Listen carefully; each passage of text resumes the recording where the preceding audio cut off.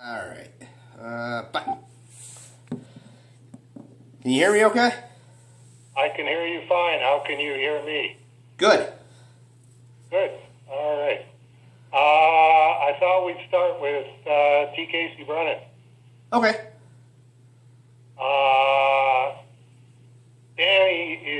Dandy is Dandy.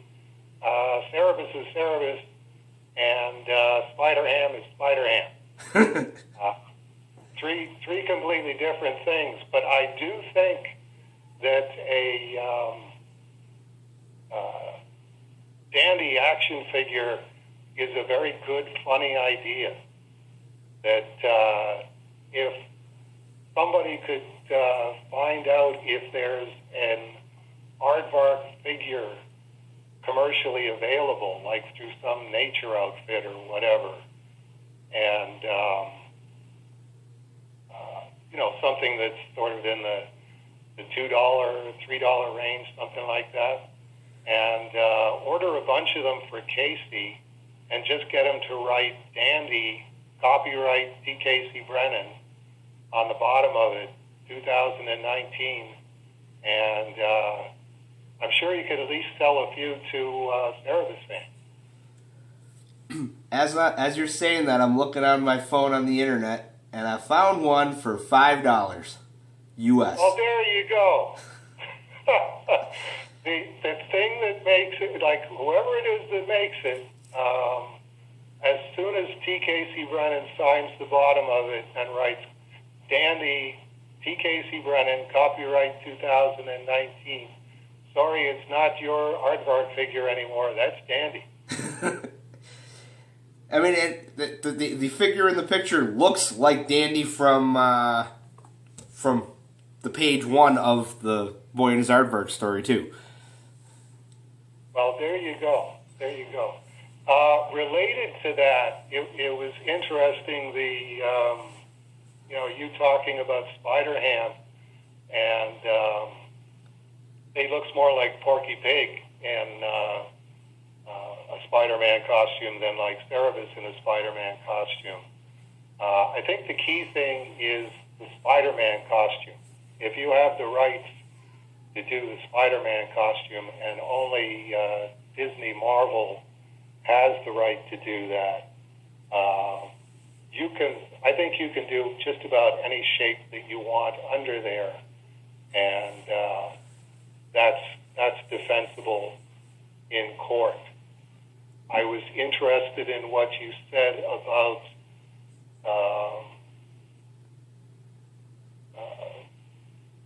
the fact that when they did the tribute video, it didn't have any of the comic book appearances of Spider-Ham, just the video games and all of that stuff. I think that's a definite, there is no entertainment corporation on the scale of Disney. So consequently, that's just one of those, that's the only way that it shows up on the radar screen. They own so much stuff from acquiring Marvel that I think you have to have a above the salt, below the salt sort of approach to it, and say, okay, what has some sort of pop culture cachet to it? Okay, that's what we've got sitting on our chessboard. Everything else is just on the same level as the janitorial service that they employ to clean their offices, sort of thing. It's like, no, you're either a video game or something like that we understand that we can potentially see hundreds of millions of dollars or billions of dollars in, or it's just not worth talking about, because there's just too much at stake here. Every time that they're sitting down at the roulette table and trying to decide what red or black number they want to put their chips on, they're putting $500 million worth of chips. And couldn't picture them doing anything else. It's got to have some sort of juice to it in that category before they're even going to start having a conversation about that. What? Like one of the illustrations that I've been using lately a lot. I read this in the Financial Post, in the National Post, of the difference between a million and a billion, which is that a million seconds is 11 days. A billion seconds is 33 years. Yeah. So translate that into dollars, and it's like, okay, I can bet. I'm not betting 11 days worth of money here. I'm betting 33 years worth of money here. And oops, Han Solo tanked.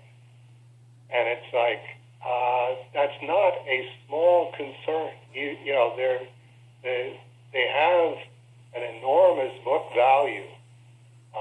Disney does, but it doesn't matter how big your book value is. You can't be taking too many billion-dollar hits. And the track record is phenomenal. I mean, just look at how many times that they haven't tanked, they haven't flopped, versus the number of times that they have. Well, Paul and I were talking because there's the new Star Wars movie comes out at the end of the year. The next Avengers movie's this year, and she's looking at the calendar, and Disney has one movie that we're gonna want to see every month for the rest of the year. Right. And Are they? And it's not even like these are. And it's not even like these are. Well, you know, it's a Disney movie that you're sort of. These are big tentpole movies, and there's one every month. So right. Yeah, they lost on Solo, but they're gonna make it back on Mary Poppins 2 and all these other movies. Theoretically, but that's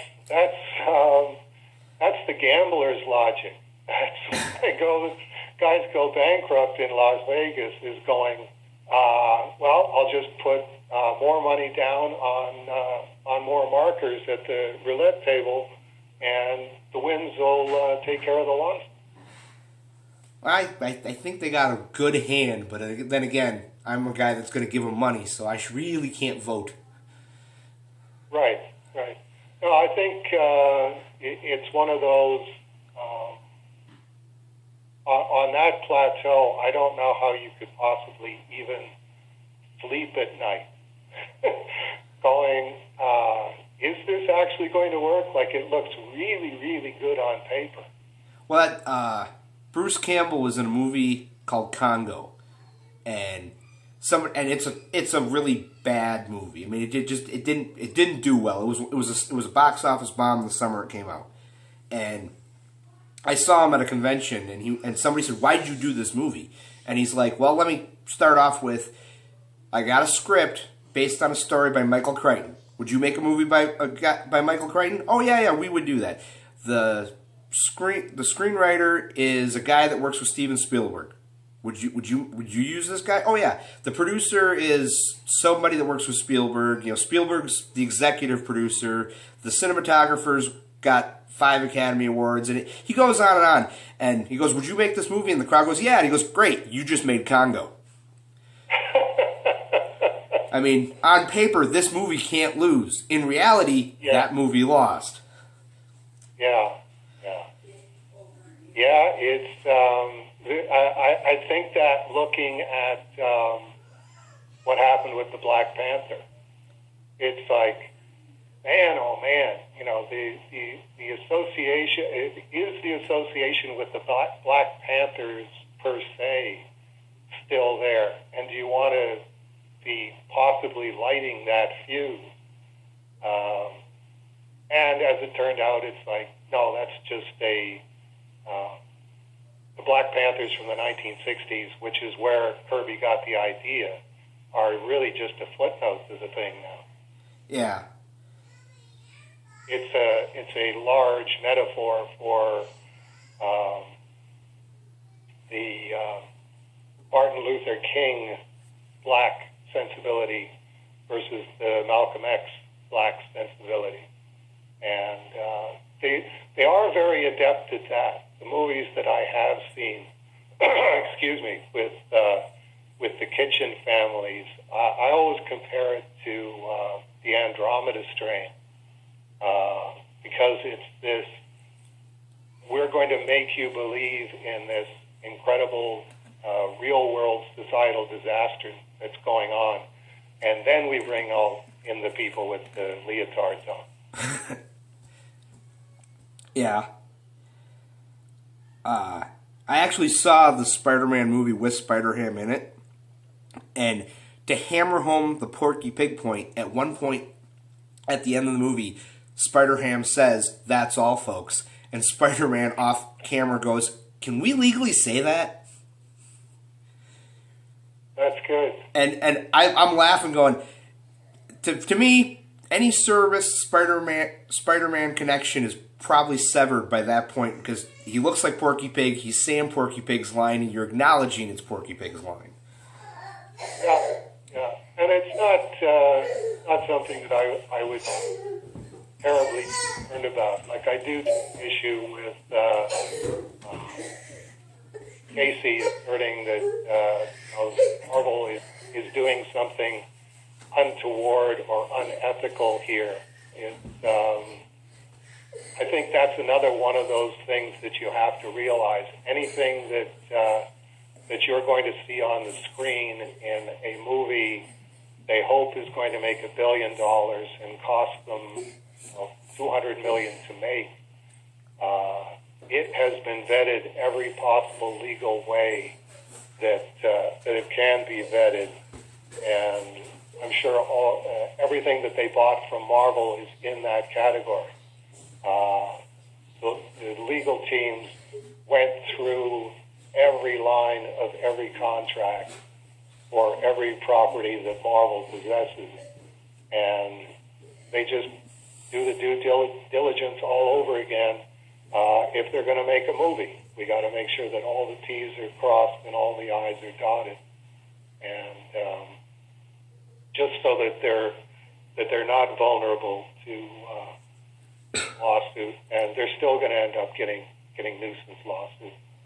Well, and I think the Marv Wolfman thing was probably a big milestone for doing the due diligence, because, with the Blade lawsuit where he's like, "Hey, I created Blade, I own Blade, yes, I worked for Marvel, but it wasn't necessarily work for hire," and that's, the fact the former editor-in-chief of Marvel lost his lawsuit, which should have been assigned to everybody. I think you always have to look at if they pull that card out of the house of cards, the whole house of cards comes down, and that's across the whole of intellectual property jurisprudence. That they just can't do that. It would set a precedent, and then the whole house of cards goes after that. Yeah, I mean that's the good thing about owning your own intellectual property and knowing 100% everything that has my character is something I said, "Yep, I want that." Yeah. Even if you go to the lunatic extreme that I did, where I go, if you think you need to use Cerebus in something, you know that better than I do, so go ahead. No, you don't have to ask permission.